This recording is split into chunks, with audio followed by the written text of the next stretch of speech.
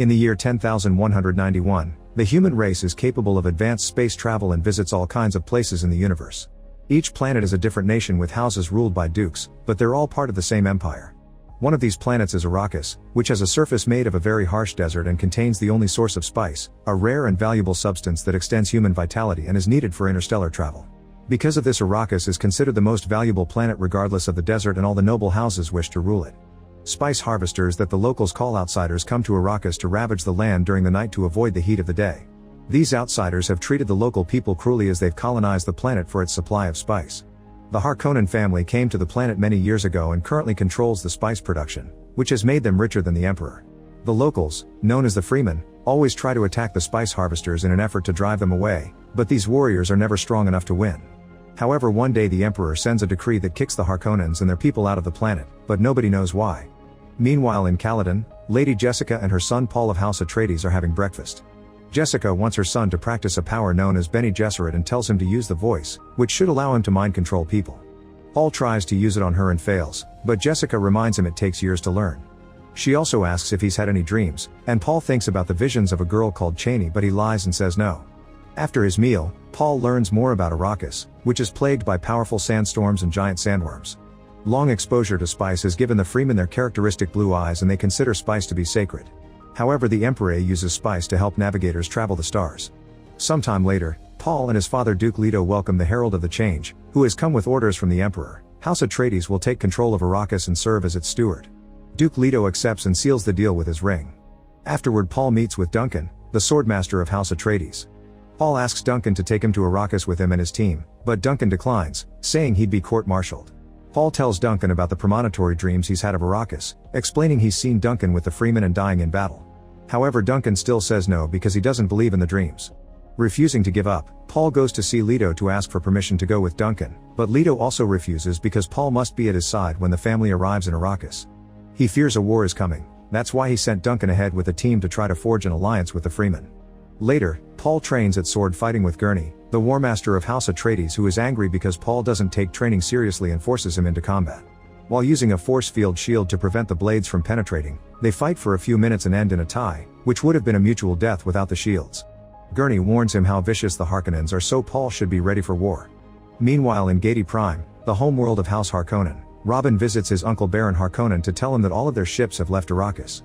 Furious, he yells as he wonders why the Emperor did this to them, but the Baron and his right hand Peter mysteriously say that a gift isn't always a gift.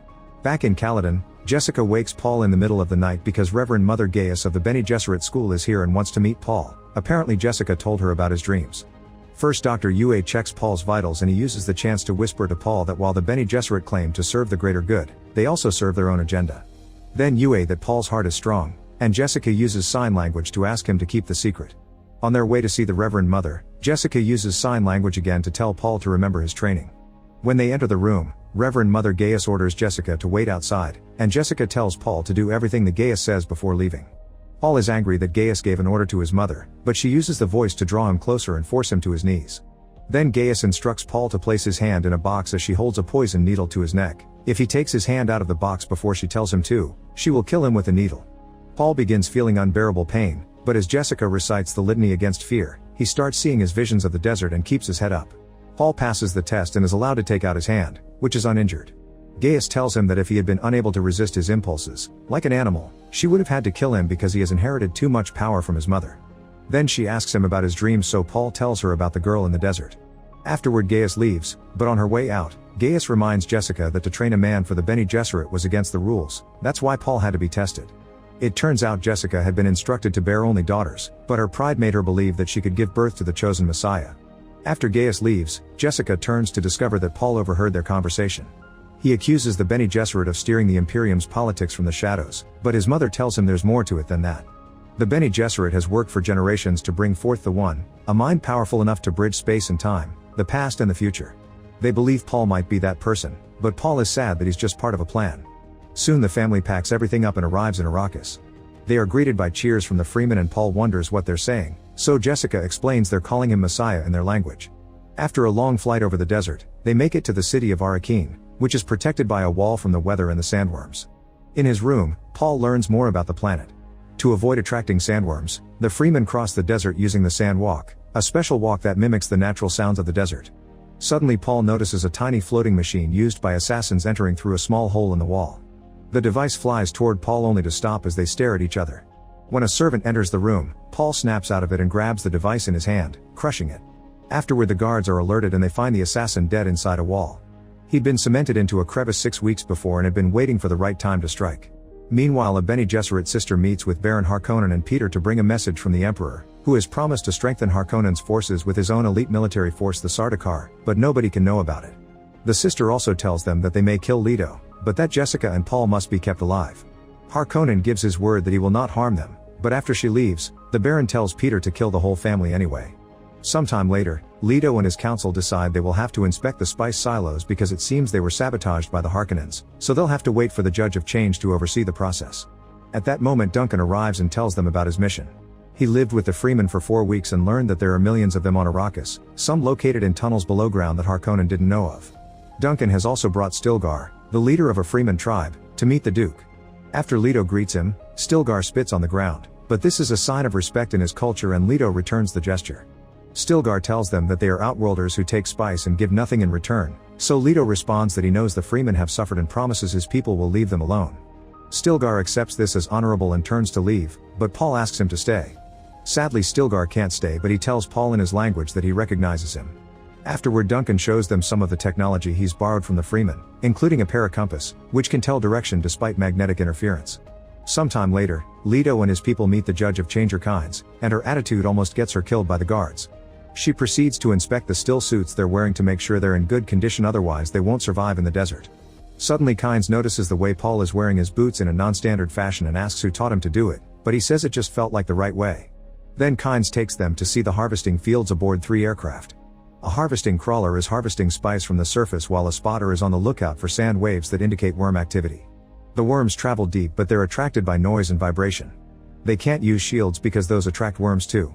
At that moment Leto spots a sand wave and Kynes calls for a carryall to retrieve the crawler. The carryall arrives and lands on the crawler, but a malfunction causes the carryall to fail at picking up the crawler. This means the crawler's crew is in danger, so Leto decides that they will use the 3 aircraft to save them. As soon as the aircraft land near the crawler, Leto orders his men to throw out the shield generators to make room, then he calls out over the radio for the men to leave the crawler and come aboard. The carryall flies away as the worm comes closer, and the crew is guided by Paul toward the aircraft. However, he suddenly freezes when he falls into a trance. Leto is about to take off when they realize Paul isn't on board, and the worm is almost there. Now Paul falls to his knees and hears weird words in his mind before he starts whispering to himself. Luckily he's pulled from his daze by Gurney, and together they begin running only to be knocked down as the worm starts to break the surface, causing the sand to sink in. The duo quickly regains their feet and makes it to the aircraft, which flies away as they watch how the sandworm swallows the crawler whole. Back at the base, Leto tells Kynes that she must realize that the Harkonnens left them faulty equipment to ensure that they fail, but she says the carryall was merely old. Afterward Paul is examined by Yue, who says that Paul seems to be sensitive to spice but he'll be fine. After Yue leaves, Paul tells Jessica that he didn't have an allergic reaction, he actually had a vision. He describes what he saw about the desert, the war, and even kissing Cheney, saying that it was confusing because he saw what he thought was his death but wasn't. He also says that he knows that Jessica is pregnant, which shocks her because she just learned about it. Meanwhile on the planet Seleucus Secundus, the Sardaukar army is getting ready to depart under Peter's observant eye. In the evening, Yue visits Paul and leaves him something to drink, which secretly has a sedative. Moments later, some guards hear a noise and a mysterious person suddenly shoots them all before entering a room and lowering the base's shields. Leto wakes up and realizes something is wrong, so he leaves his room to investigate. When he finds a body, he tries calling security but gets no response. After activating his shield, he turns the body around and finds a servant with a dagger in her chest. At that moment a poison dart comes out of the darkness, penetrating Leto's shield and knocking him unconscious.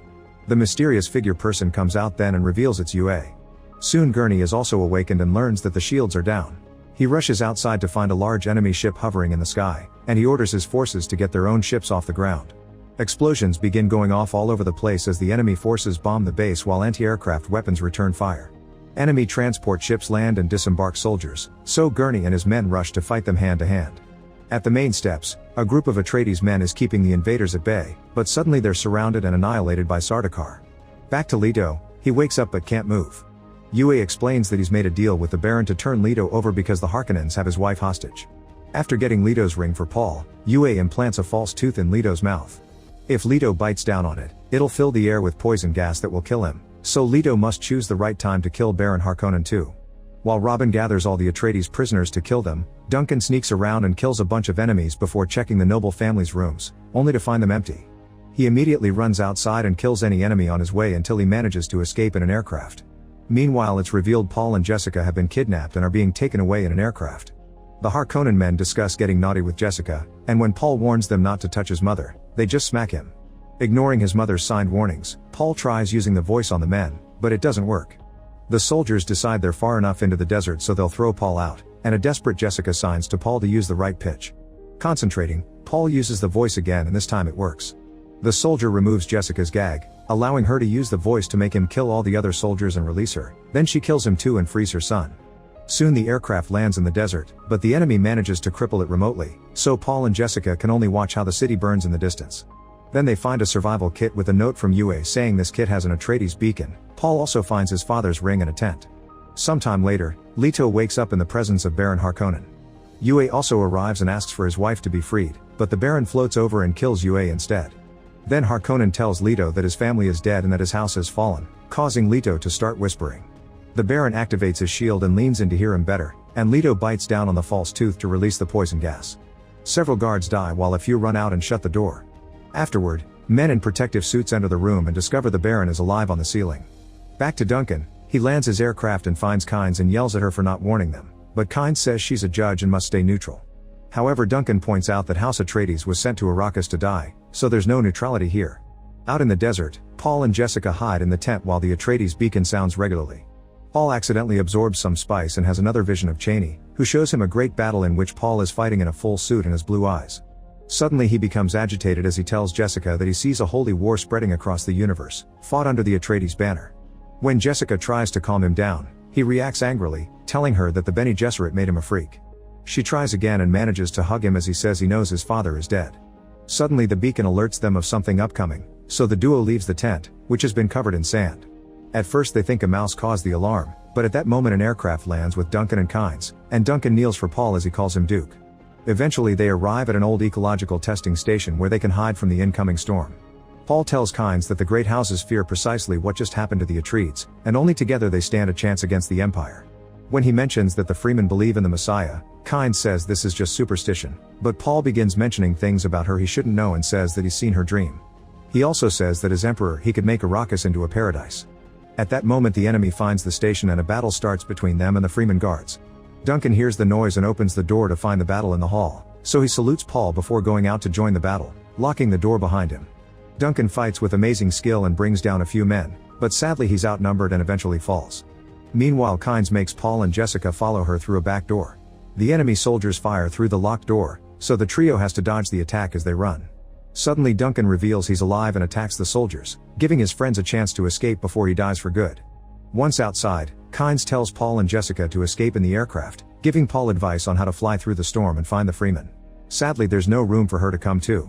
As the duo flies away, Kynes plants a thumper that sends vibrations to attract a sandworm that she intends to ride. Unfortunately she's found and killed by Sardaukar soldiers, but before she dies, she bangs on the ground. The sandworm soon arrives and swallows them. Meanwhile the enemy chases after Paul and Jessica and shoots missiles at them, but Paul flies into the sandstorm and the missiles can't track them anymore.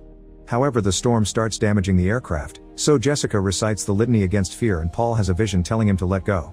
Paul releases the controls and lets the storm guide the aircraft, but when they make it out, the wings fall off and they make a crash landing. Thankfully they survive, and after putting on the still suits, they begin wandering to find the Fremen. When they stop to rest, Paul has another vision of Chaney, who tells him to face his fears. He also sees another Freeman in the vision who tells him that he has much to learn. Using Duncan's paracompass, Paul and Jessica keep on going, and Paul teaches Jessica the sand walk to avoid attracting worms. Moments later, they accidentally step on drum sand which makes a noise and gets the attention of a worm. The duo runs away as the creature chases after them, but suddenly, someone activates a thumper that attracts the sandworm's attention away from them. They climb on some nearby rocks for safety and discover they're surrounded by Fremen, who set up the thumper. Stilgar is among them and tells his people not to touch Paul. However, Jamis says the boy looks like a weakling and can't be the Messiah if he needs rescuing. Stilgar explains that Paul is young and could learn their ways, but Jessica is too old and can't come with them. The Fremen immediately attack, but Jessica is a great warrior and captures Stilgar, putting a knife to his throat. The Fremen back off and Jessica lets go of Stilgar, who accepts they both can come. Suddenly Paul hears a voice and discovers that Chani is there, telling him she doesn't believe he's the Messiah. They should get moving, but Jamis objects to taking the strangers with them and challenges Jessica to a fight. Stilgar says Jamis can't challenge a priestess, so Jamis asks who will fight in her name and Paul volunteers. As they prepare for combat, Paul has another vision of him losing while a voice says that Paul must die for the Messiah to rise. Chani comes over and tells Paul that she wants him to die with honor, so she lends him a blade made out of worm teeth. Then Paul and Jamis begin to fight. Paul quickly gains advantage and puts his blade to Jamis's throat, asking him to yield because he's never killed anyone before. Stilgar says there's no yielding and that one of them must die. Jamis fights ferociously, but again and again Paul overpowers him without killing him. When a vision suddenly takes over Paul's mind, Jamis knocks him down. However, Paul is finally accepting his destiny and gets up to deal a killing blow. Afterward, Stilgar says that Paul is one of them now, while Jessica insists that Paul needs to get off the planet. However, Paul disagrees, saying that his father came to Arrakis not for spice or riches, but for the strength of the Fremen. He says that his own road leads into the desert and that if the Fremen will have them, they will come. As the group heads into the desert, Paul and Jessica watch a Freeman ride a sandworm using hooks. Then Chani tells Paul that this is only the beginning. Make sure to subscribe and turn on notifications so you can watch more videos like this. Thanks for watching.